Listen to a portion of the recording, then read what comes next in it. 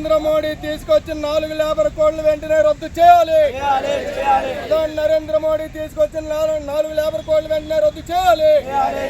కార్మికులు ఉద్యోగులు రైతాంగ ఐక్యత వర్ధిల్లాలి. కార్మికులు ఉద్యోగులు రైతాంగ ఐక్యత వర్ధిల్లాలి. కార్మిక ఉద్యోగ రైతాంగ ఐక్యత వర్ధిల్లాలి. ప్రధాని నరేంద్ర మోడీ మొండి వైఖరిని నశించాలి. ప్రధాని నరేంద్ర మోడీ మొండి వైఖరిని నశించాలి. కార్మిక వర్గ హక్కులను కాపాడండి. కార్మిక వర్గ హక్కులను కాపాడండి.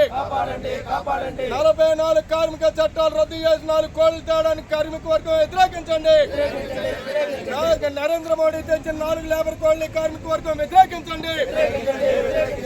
నరేంద్ర మోడీ తీసుకొచ్చిన 4 లేబర్ కోడ్లు కార్మిక వర్గం వ్యతిరేకించండి. కార్మిక వర్గంపై భారాలు మోపే 4 లేబర్ కోడ్లు రద్దు చేయాలి. 4 లేబర్ కోడ్లు వెంటనే రద్దు చేయాలి.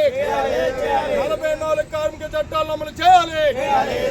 ప్రధాని నరేంద్ర మోడీ కార్మిక వ్యతిరేక విధానాలను నశించాలి.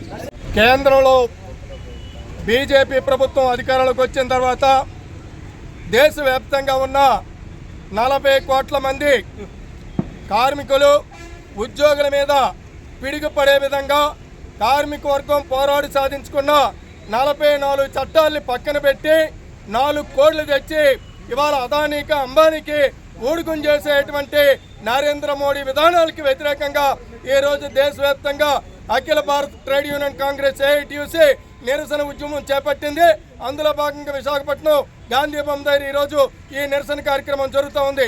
ఎప్పటికైనా ప్రధాని నరేంద్ర మోడీ చేసిన ఈ 4 లేబర్ కోడ్లు రద్దు చేయాలని చెప్పి 44 కార్మిక చట్టాల్ని అమలు చేయాలని చెప్పి AITUC డిమాండ్ చేస్తూ ఉంది.